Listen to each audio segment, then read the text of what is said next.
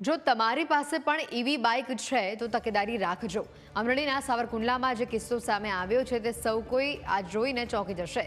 EV બાઇકમાં અચાનક જ આગ લાગવા લાગી। દેવડા ગેટ વિસ્તારમાં આખું ઈવી બાઇક સળગી ગયું। જોય કંપનીના ઇલેક્ટ્રિક બાઇકમાં ચાર્જિંગ દરમિયાન બ્લાસ્ટ થયું છે।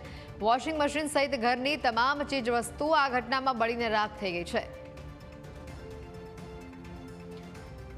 ઘટનાના દ્રશ્યો જુઓ, જે પ્રકારે અહીંયા આ ઈવી બાઇક જે છે તે ચાર્જ માટે મૂકવામાં આવ્યું હતું અને તે દરમિયાન તેમાં બ્લાસ્ટ થયો અને આ બ્લાસ્ટ એટલી હદે વિકરાળ થયો કે ઘરની તમામ ઘરવખરી બળીને રાખ થઈ જવા પામી છે।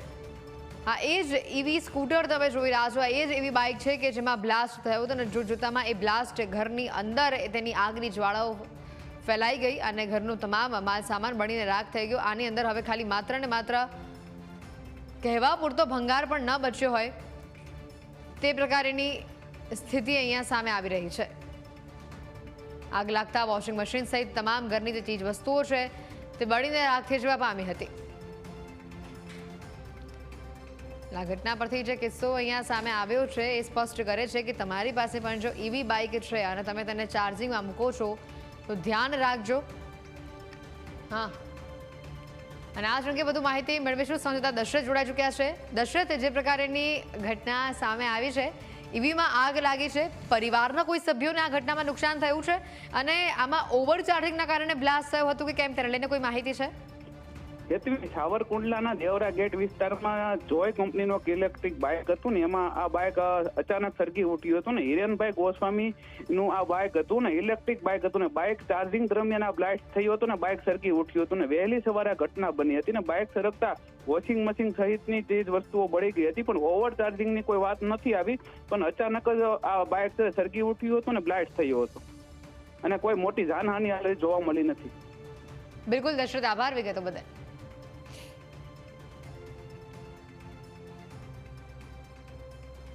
હવે આપણે એ પણ બતાવી દઈએ કે ઈવી વ્હીકલ્સની અંદર આગ કેમ લાગવા પામે છે। ખાસ કરીને તેના કારણો આપણે બતાવી રહ્યા છે। પહેલું મુખ્ય કારણ ઈવીમાં આગ લાગવાનું એ છે કે લિથિયમ આયન બેટરી તેમાં હોય તો તે ઝડપથી આગ પકડી શકે છે। સહેજ પણ તેમાં હીટિંગ થાય તો આગ ઝડપથી ફેલાય, આગ લાગે, સ્પાર્ક થાય તેવી શક્યતા વધી જાય છે। આ એક સૌથી મોટું કારણ છે આગ લાગવા પાછળનું। બીજું કારણની વાત કરીએ તો નિકલ કેડમિયમ બેટરીવાળા જ સ્કૂટર ખાસ કરીને ખરીદવામાં આવે। જ્યારે પણ તમે કોઈ પણ ઈવી બાઇક ખરીદો છો તો એ વસ્તુનું ધ્યાન રાખો કે તેની બેટરીનું મેન્યુફેક્ચરિંગ થયું છે, તેની અંદર કયા પ્રકારની ધાતુ વાપરવામાં આવી છે। અને મહત્વની વાત છે કે ઈ સ્કૂટરના સોકેટ આઉટલેટને પણ જરૂરથી ચેક કરો। તેના સોકેટની અંદર જો તમને કોઈ ફેરફાર દેખાય છે તો એવા ઈવી સ્કૂટર ન ખરીદો। કોઈ પણ ઈવી બાઇક છે, ઈવી વ્હીકલ છે, તેને ખરીદતા પહેલાં તેનું મેન્યુફેક્ચરિંગ કયા પ્રકારનું થયું છે, તેની બેટરી શેમાંથી બની છે, તમામ બાબતોનું ચોકસાઈપૂર્વક ધ્યાન રાખો। ઇલેક્ટ્રિક સ્કૂટરમાં શોર્ટ સર્કિટ પણ જવાબદાર સૌથી વધુ હોય છે। ખાસ કરીને ગરમીની અંદર શોર્ટ સર્કિટ થવાના ચાન્સીસ ખૂબ જ વધી જતા હોય છે। સાથે જ મહત્વની વાત છે કે બેટરીની થર્મલ કાર્યક્ષમતાની ટીકા કરવામાં આવે છે। તેની થર્મલ કાર્યક્ષમતા કેટલી છે તેવું પણ મેન્યુફેક્ચર દ્વારા આપને જણાવવામાં આવે છે। એટલે ખરીદતા પહેલાં આ પ્રશ્ન પણ ચોક્કસથી કરજો, કારણ કે થર્મલ પાવરના કારણે પણ આગ લાગવાના કિસ્સાઓ વધી જતા હોય છે। તેની કાર્યક્ષમતા કેટલી છે તે ચકાસી લો। મોટાભાગનો સામાન ચીનથી આવે છે, માટે ગુણવત્તામાં અનેકો સવાલ ઊભા થાય છે। એટલે તેનું મેન્યુફેક્ચરિંગ ક્યાંથી થયું છે તે પણ તમે ચકાસો। સાથે આ મામલાની તપાસ CFEES કરીને ઉકેલ કાઢવાના પ્રયાસમાં છે। આ તપાસ આ એજન્સી દ્વારા કરવામાં આવી રહી છે અને ખાસ કરીને જે છેલ્લા ઘણા સમયથી આપણે જોઈ રહ્યા છીએ કે ઈવી વ્હીકલ્સની અંદર આગ લાગવાના કિસ્સાઓ વધે છે, જેના કારણે જાનમાલને પણ નુકસાન થાય છે। હાલ તેના ચોકસાઈપૂર્વકના જે મહત્વના કારણ છે, કઈ બાબતમાં ડિફેક્ટ્સ આવે છે તેને લઈને તપાસ કરવામાં આવી રહી છે। ઈ સ્કૂટરને ચાર્જ કરતી વખતે પણ ધ્યાન આપવું ખૂબ જ જરૂરી છે। ચાર્જમાં મૂકીને તમે બીજા કોઈ કામ ન કરવા લાગો। જ્યારે પણ તમારું કોઈ પણ ઈ વ્હીકલ ચાર્જ થઈ રહ્યું છે તો તેમાં તકેદારી રાખો, વારંવાર તેને ચેક કરવાનું પણ ધ્યાનમાં રાખો। ઈવી બેટરીને ઘરમાં રૂમની અંદર ચાર્જ ક્યારેય પણ ન કરો, કારણ કે એમાં નાનું અમથું પણ તણખલું થશે તો તમારા આખા ઘરને તે સળગાવી દેશે। એટલે ઘરમાં ચાર્જ કરવાનું ટાળો તમે। ઈવીને હવાની અવરજવર હોય ત્યાં જ ચાર્જ કરો। એટલે તમારી પાર્કિંગની જ્યાં જગ્યા છે, પાર્કિંગની જગ્યા મુખ્યત્વે ખુલ્લી જ હોય છે, એટલે બને ત્યાં સુધી પાર્કિંગમાં તેને ચાર્જ કરવાનું રાખો। સાથે જ તડકો અથવા તો આગની સંભાવના હોય ત્યાં ઈવી સ્કૂટર ક્યારે પણ ન રાખો. છાંયડામાં ઈવી સ્કૂટર પાર્ક કરો, સીધું સનલાઇટ તેના પર પડતું હોય તેવી જગ્યા પર તેને પાર્ક ન કરો, તેવી જગ્યા પર તેને ચાર્જ કરવા તો બિલકુલ પણ ન મૂકતા. સાથે જ મહત્વની વાત છે, જ્યાં પણ ચાર્જ કરો છો ત્યાં આસપાસમાં પાણી ન હોવું જોઈએ. જો પાણી હશે તો બેટરીવાળા વ્હીકલ છે, એમાં શોર્ટ સર્કિટ થવાની સંભાવના આમ પણ વધી જાય. એટલે પાણી આસપાસ ન ઢોળાયેલું હોય તેનું પણ તમે ખાસ ધ્યાન રાખો. બેટરીને 5 કલાકથી વધુ ચાર્જ ક્યારે પણ ન કરો. ઘણીવાર લોકો એવું કરતા હોય છે કે રાત્રે ઈવી સ્કૂટર હોય કે પછી અન્ય કોઈ ઈવી સાધનો હોય, તેને વહેલી સવારે તમારે લઈ જવાના છે, તમે રાતથી ચાર્જમાં મૂકી દો કે સવારે મારે જવાનું છે લાંબા અંતર પર તો એ કામમાં લાગશે, પરંતુ એવું ન કરો.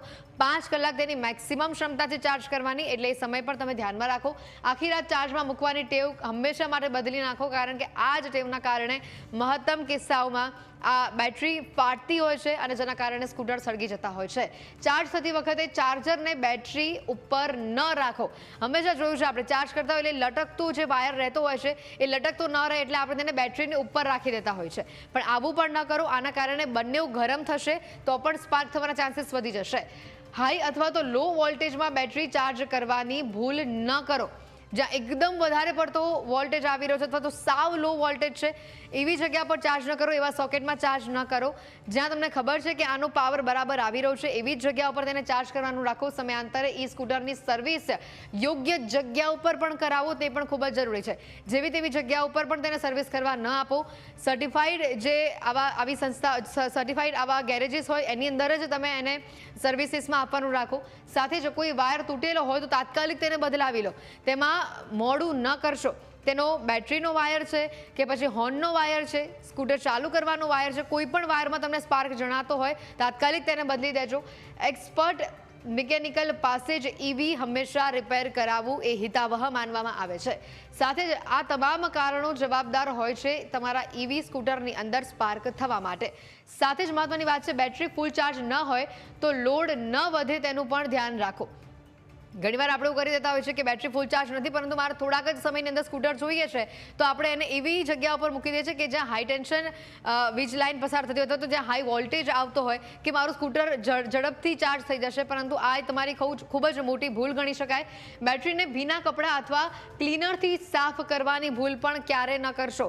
બેટરી સાથે પાણીનો કોઈ પણ પ્રકારનો સીધો સંપર્ક ન આવે તેનું ધ્યાન રાખો. તમારું વ્હીકલ તમારે સાફ કરવું છે, બેટરી સાફ કરવું છે એટલે ભીનું કપડું લઈ લીધું, ભલે ઓછું ભીનું પણ કેમ ન હોય, પરંતુ ભીના કપડાનો ઉપયોગ ક્યારે પણ ન કરો.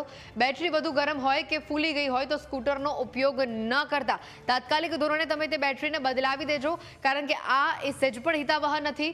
સ્કૂટર સાથે આવેલા ચાર્જરનો જ ઉપયોગ કરો. ઘણીવાર એવું બનતું હોય છે કે ચાર્જર બગડી જાય તો તૂટી જાય તો આપણે જેવા તેવા ચાર્જર બજારમાંથી લઈ આવીએ છીએ, મેડ ઇન ચાઇનાવાળા ચાર્જર લઈ આવીએ છીએ, પરંતુ આ ભૂલ ખોટી છે. આ ભૂલ ન કરતા આ બધા જ એવા પગલાં છે જે તમારે ખાસ ધ્યાનમાં રાખવાના છે જેથી કરીને તમારું ઈવી સ્કૂટર સળગે નહીં. રોકાઈશું હાલ એક બ્રેકમાં.